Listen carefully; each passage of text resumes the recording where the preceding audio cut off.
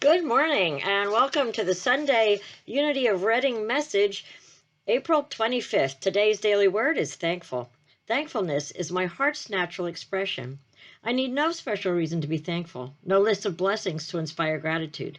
Unity author Reverend Eric Butterworth wrote, "One can be grateful with the same spontaneity as being happy. It simply flows forth from within and becomes a causative energy.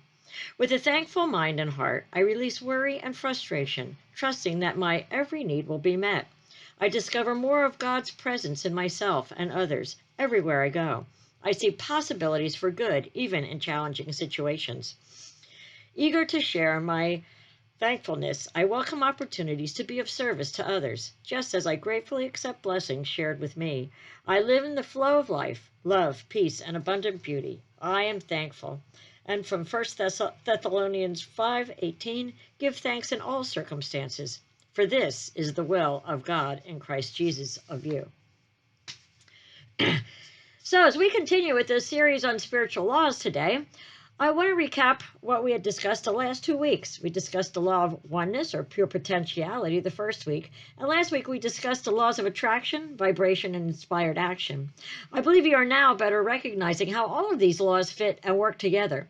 Once we realize we live in an energy universe, and that energy is the creator of everything, we realize that we too are a part of that energy, and once we understand how things work, we can better attune ourselves in the way that we live more in harmony and prosperity. Remember, Jesus said, "God is spirit," meaning God is energy. As I mentioned previously, these laws and principles are referred to by different names, and many are covered under a larger category as the laws of manifestation, which is certainly an appropriate title.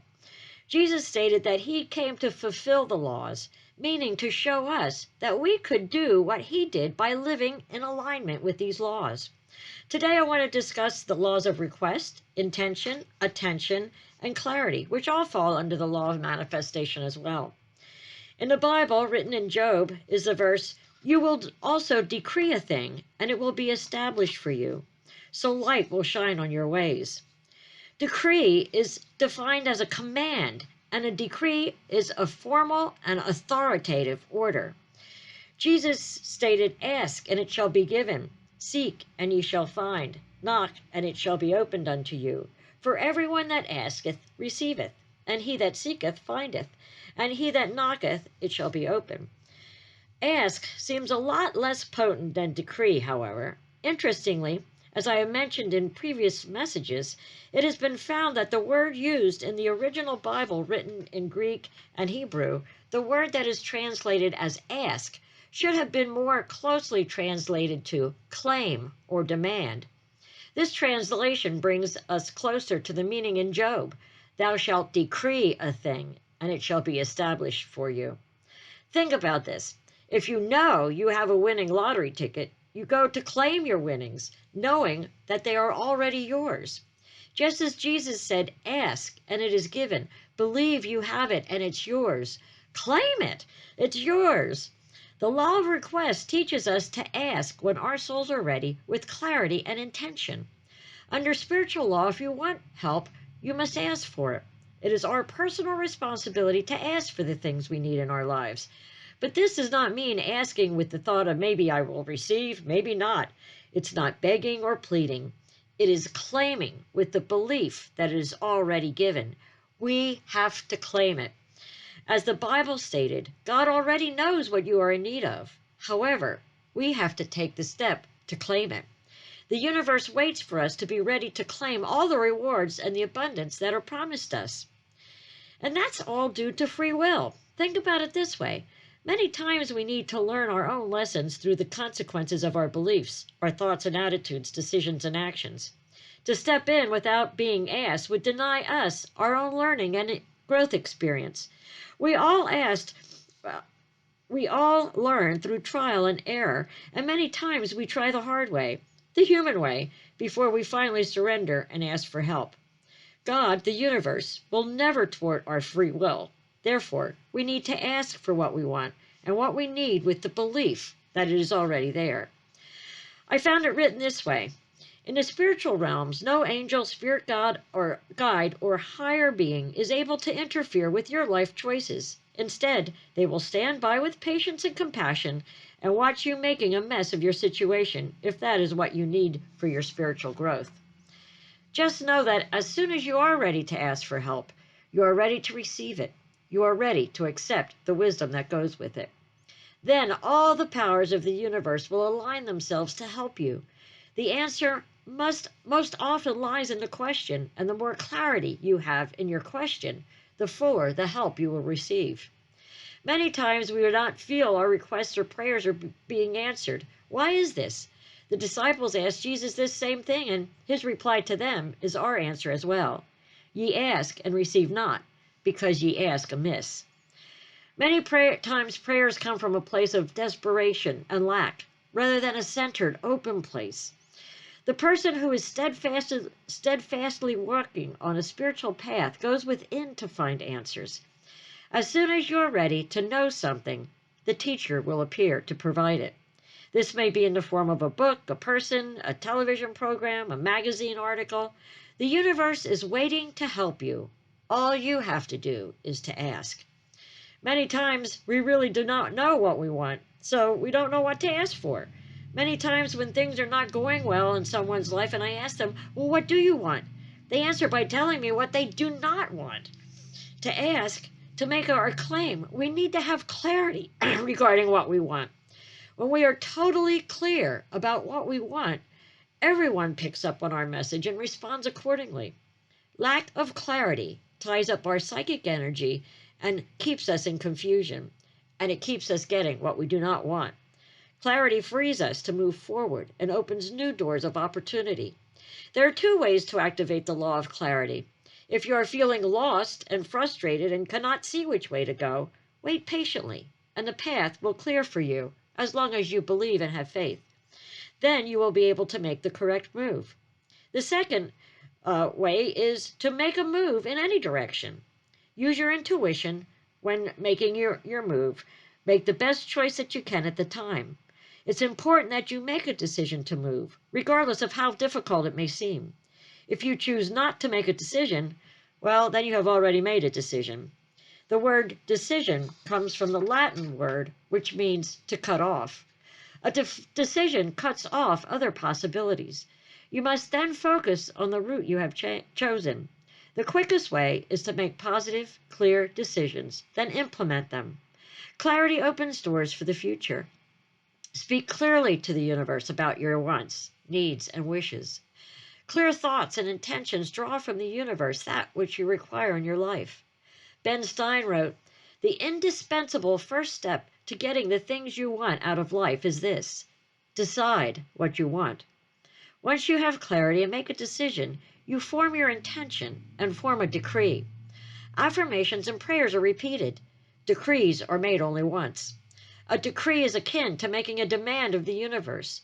When you initiate the law of decree, the might of the universe is aligned behind it, and the law of intention is put into action. Before delving into the discussion of the law of intention and desire, we should clarify the very important difference between these two terms. A desire is simply what we truly want. It arises from within us. Desire really means from the Father. An intention, on the other hand, takes this further. It involves acknowledging the desire, releasing it, being attentive to the present moment, and taking actions that are in line with our desires. As Deepak Chopra so eloquently states in the 7 Spiritual Laws of Success, a practical guide to the fulfillment of your dreams, inherent in every intention and desire is the mechanisms for its fulfillment. Intention and desire in the field of pure potentiality have infinite organizing power. And when we introduce an intention in the fertile ground of pure potentiality, we put this infinite organizing power to work for us. As Paulo Solo quoted, "When you want something, all the universe conspires in helping you achieve it. All is already well. We only have to do our part today." A desire without action remains a desire, and can become maddeningly frustrating.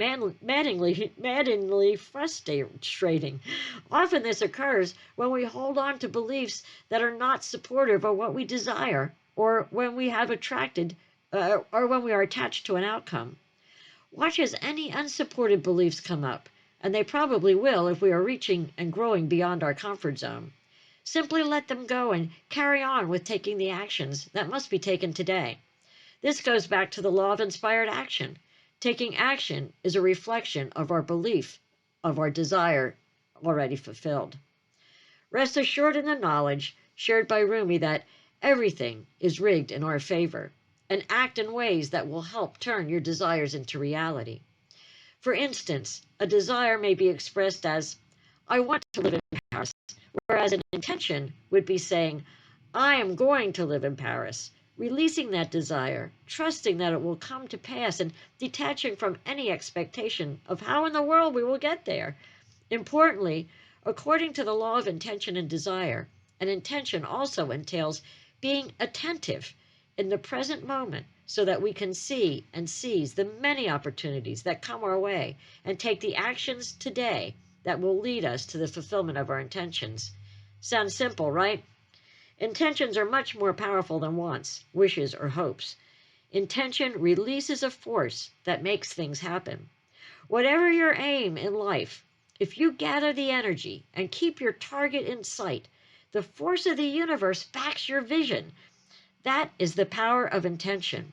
When your intentions are noble and honorable, even if your plan does not come to fruition, you will be rewarded for the purity of your ideas. It is the intention that signals the rightness or otherwise of an idea or project. Make sure that your intentions do not come from ego or from a part of negativity that will hurt others, but are of the highest good, as universal energy supports only the highest good. Universal energy supports your intention. It is the basis of manifestations. Remember that Jesus warned, ye ask and receive not, because ye ask amiss, that ye may consume it upon your lusts. Our intentions must be pure and set for the highest good of all. Energy must flow, intention for that which is perceived as good to happen. Energy must follow intention for that which is perceived as good to happen. When an act of kindness is performed, an intention is such that one wishes to be recognized for goodness or has underlying motive which is not of the higher order, higher rewards will not be forthcoming. Intention and effort must be of the higher vibration to gain or create spiritual accomplishment and reward. Remember, the Bible states, God will not be mocked. Everything begins with a desire, an intention, or an unconscious habit. Our intentions are what we can use to proactively shape our lives as we choose. This law of intention and desire is universal law, just like the law of gravity. In order for the law of intention and desire to work in our favor, although our intention is for the future, our attention must be in the present for us to create what we intend. A focus on the future or an obsession with the desire will lead to a crippling lack of action in the present. It will be like absent-mindedly going about our daily routine while obsessively pinning pictures of Paris and doing nothing else about our Paris desire.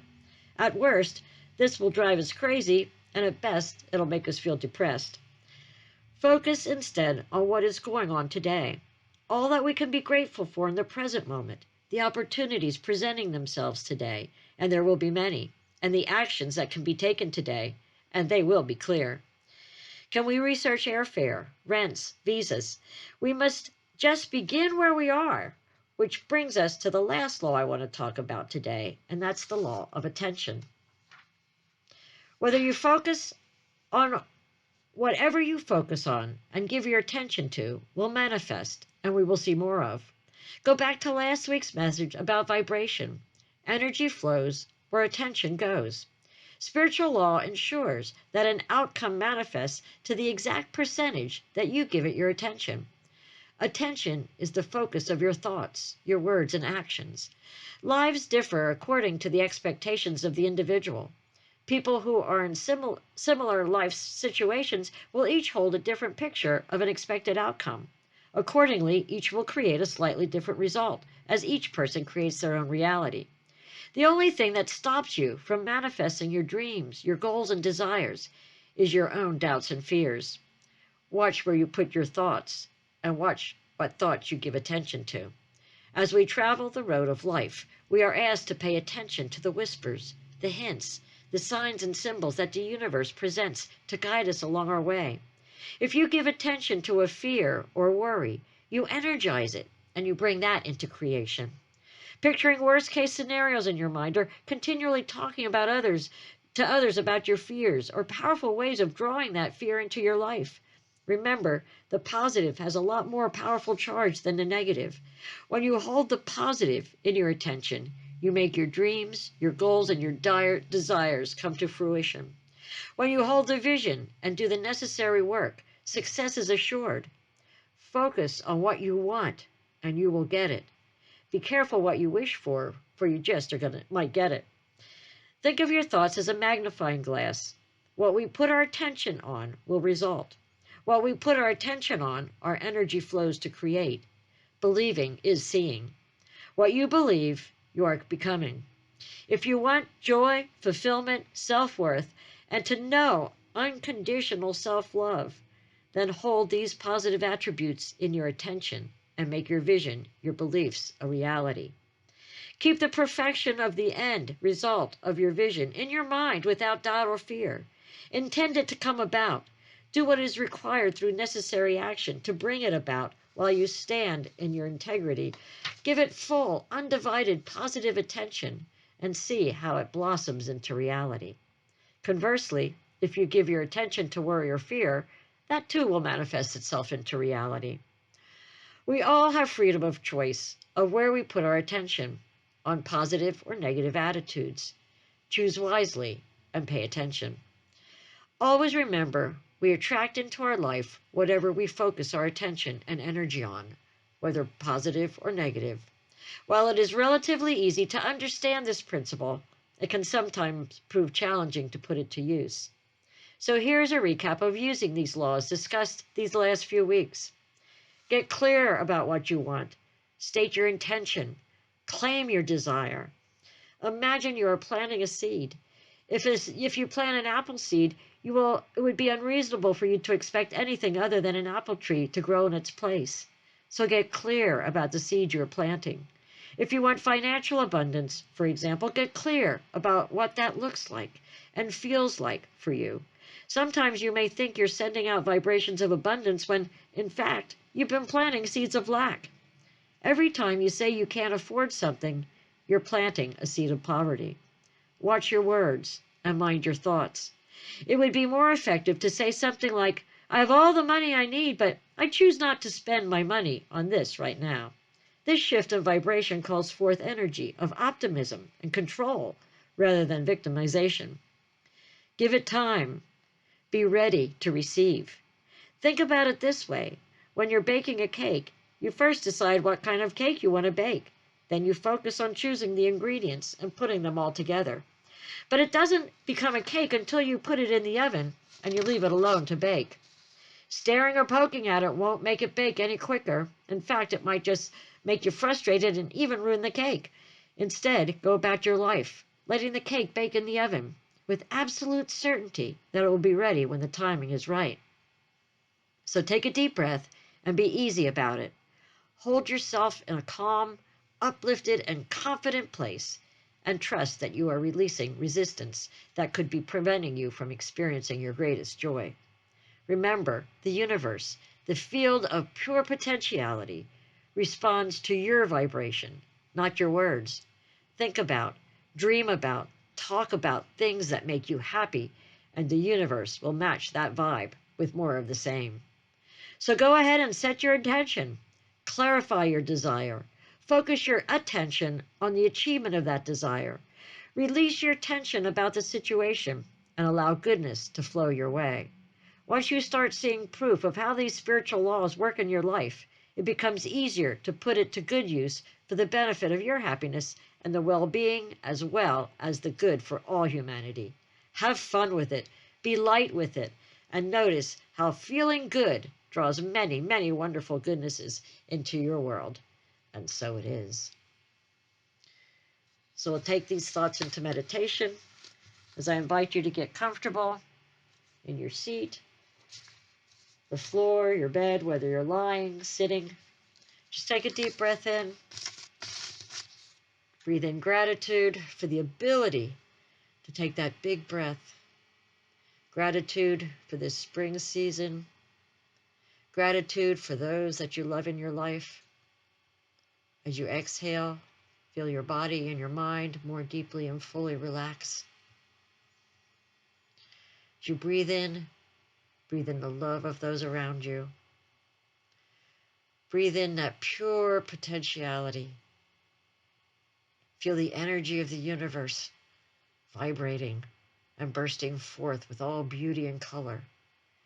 And know that you are a part of that pure potentiality. Your vibration makes a difference in the vibration of the universe. Truly know who you are. Be still and know. Know that I am God. In this stillness, take time to become clear on your desire. Feel that desire well up in your heart. Allow it to create a picture in your mind. How will that desire fulfilled look? How will it feel? See it now and feel those feelings of your wish and desire already fulfilled. Feel the gratitude. Feel the joy, the love, knowing that you have created something wonderful and the universe was right behind you, helping you every step of the way. Give gratitude ahead of time, knowing that God, the universe, hears all our desires, all our wishes, and responds to all our emotions, all our vibrations.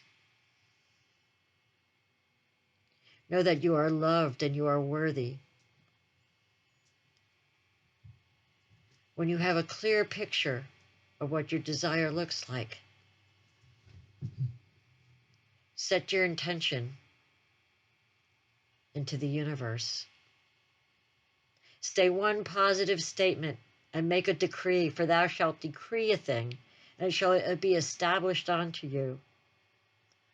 With faith, with positive emotion, with gratitude, set your intention into the universe. Release it.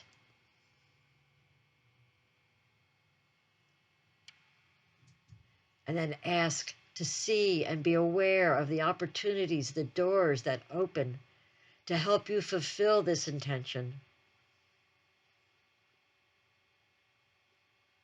Make a commitment to focus your attention on all the positive things in your life so that you can see more positive things happening.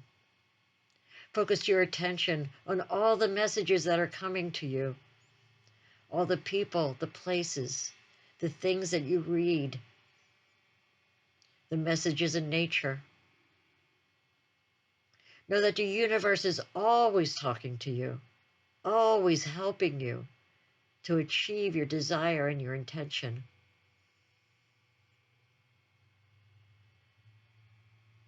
Ask your inner being to always remind you to have your eyes open,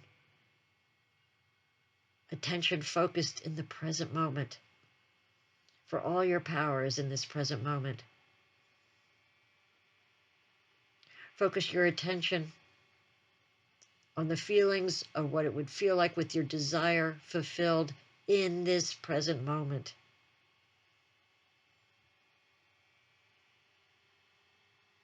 Make a commitment to open your ears, your eyes, your heart. Make sure that your intention is for the good of all. and comes from that place of purity, of love, of oneness, of unity.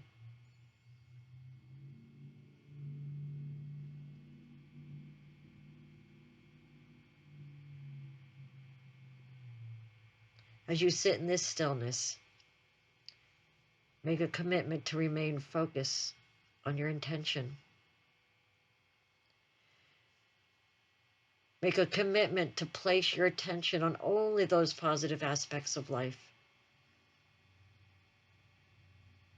To be open and aware of the messages that are coming to you.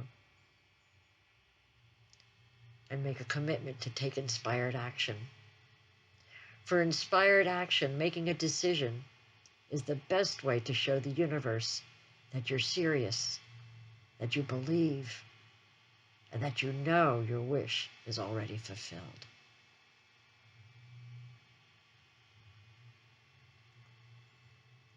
Feel the joy, the happiness, the love, the excitement of being a creator.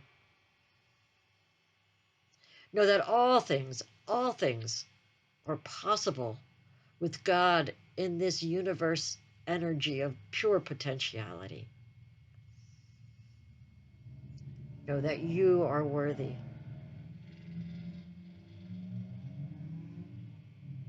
Know that you can create anything that you can conceive and believe.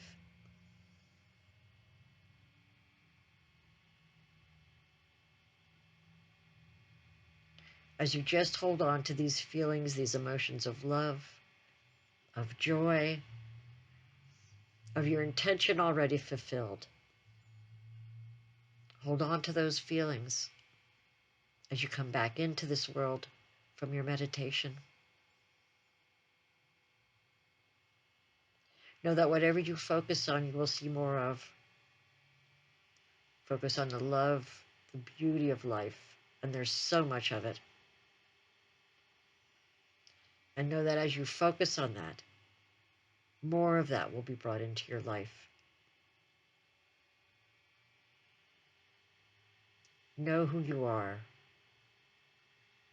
for you are awesome. You are a divine part of God. You are joy, you are peace, you are love. And so it is. Amen.